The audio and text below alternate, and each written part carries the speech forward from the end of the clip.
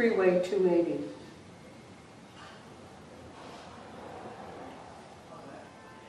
Las Casitas near the gray cannery, nestled amid wild abrazos of climbing roses and man-high red geraniums, are gone now. The freeway conceals it all beneath a raised scar. But under the fake wind sounds of the open lanes in the abandoned lots below, new grasses sprout, wild mustard remembers. Old gardens come back stronger than they were. Trees have been left standing in their yards. Albaricoqueros, cerezos, nogales. Viejitas come here with paper bags to gather greens, espinaca, verduladas, hierbabuena. I scramble over the wire fence that would have kept me out. Once I wanted out, wanted the rigid lanes to take me to a place without sun, without the smell of tomatoes burning on swing shift in the greasy summer air. Maybe it's here, en los campos extraños de esta ciudad, where I'll find it, that part of me mown under like a corpse or a loose seam.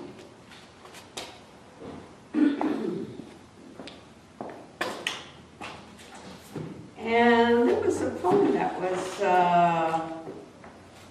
just selected by Rita Dove from Emplumada for the Penguin Anthology of 20th Century American Poetry. And this seems kind of appropriate. This is a poem I wrote to my brethren for the lumpen bourgeoisie. And I remember somebody asking me, well, what is the lumpen bourgeoisie? And I thought, well, you have to be one to understand that.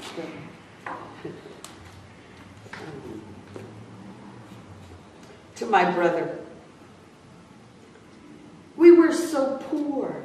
The air was a quiver of thoughts we drew from to poise unsaid in the ineffable world we lived in. Sun, scarcely a penny in that dreary setting, every night gave up to a smog stream avalanche of searchlights crossing the heavens, a bicker to buy a new used car, a 4-door sedan, a 6-month guarantee. I worked the years through, thought I could work my mind's way out of there, out of needing a dime bag of uppers for the next buzzing shift. We paid our bills. We were brilliant at wishing. Our dreams wafted over the sullen skyline like crazy meteors of flying embers, aglow in the heart all night. And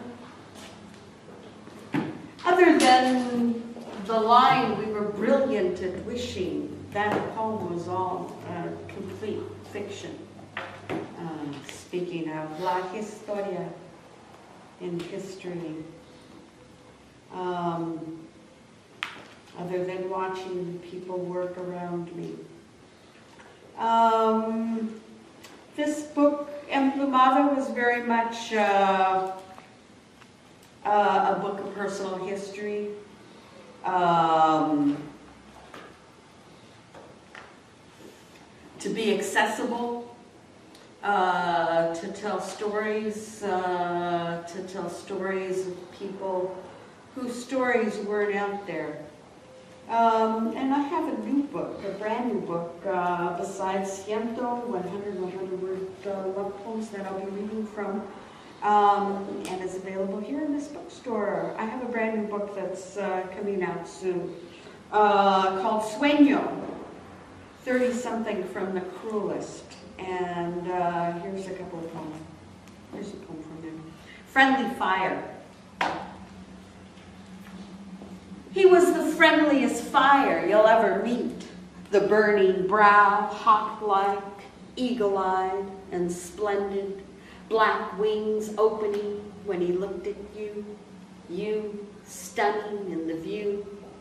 He had a vein constricted at the temple, a single throb pulse of rage before he hit you. The most beautiful man you'll ever meet, full of I love yous and honey, the stick and sweet spoil of summer sweating off that brow.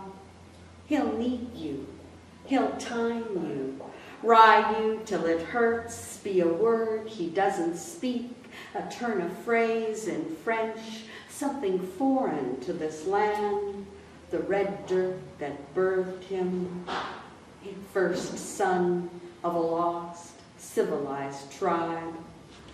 He was the most too good to be true you'd ever seen, and then you vanished.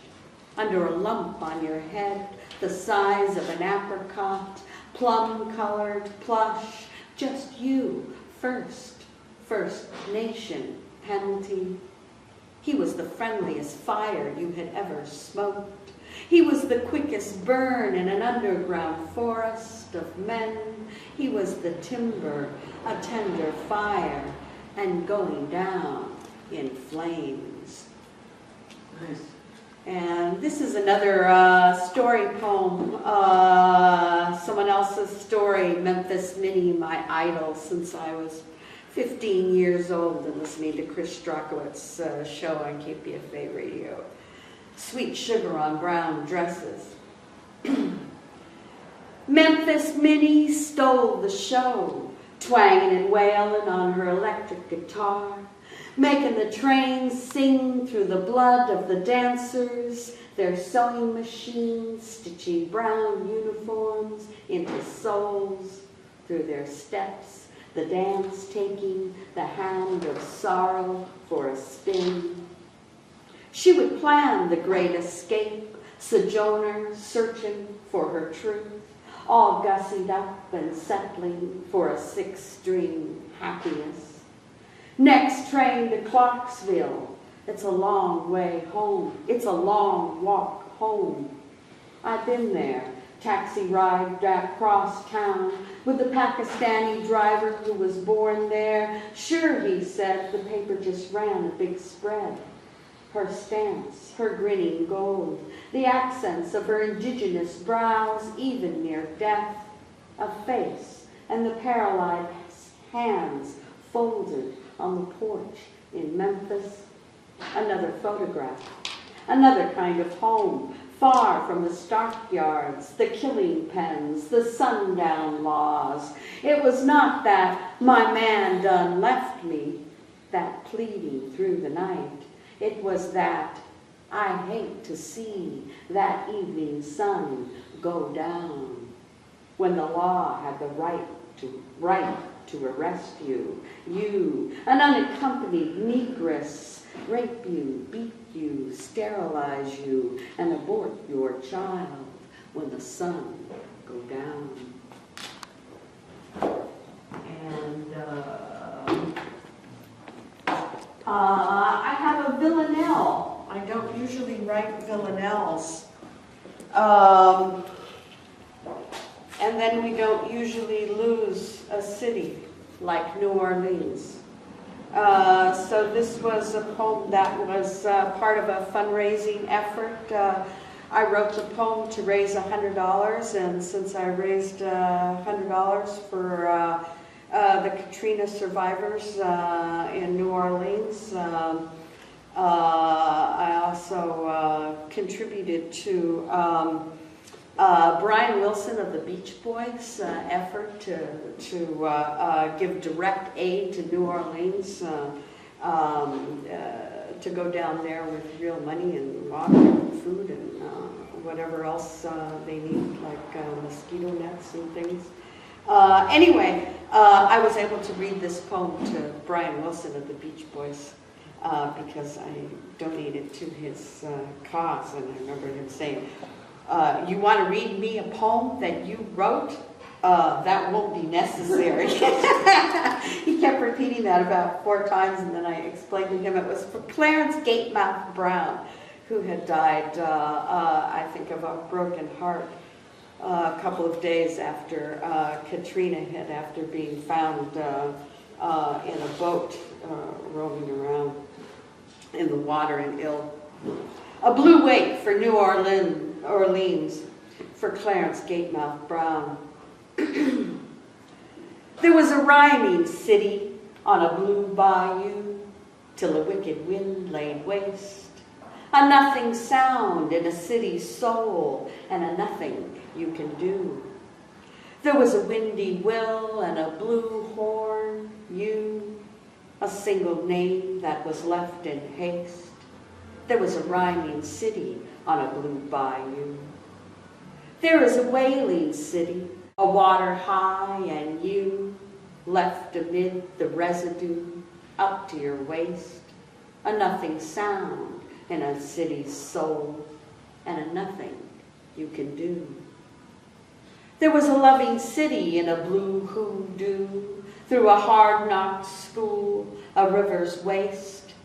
There was a rhyming city on a blue bayou, a full moon hue, a relation to dew, Julie on a spider's bed, so chaste. A nothing sound in a city's soul, and a nothing you can do. There is a silent city, a blue shirt crew, the yellow vest of Savior waits. There was a rhyming city on a blue bayou, a nothing sound in a city's soul,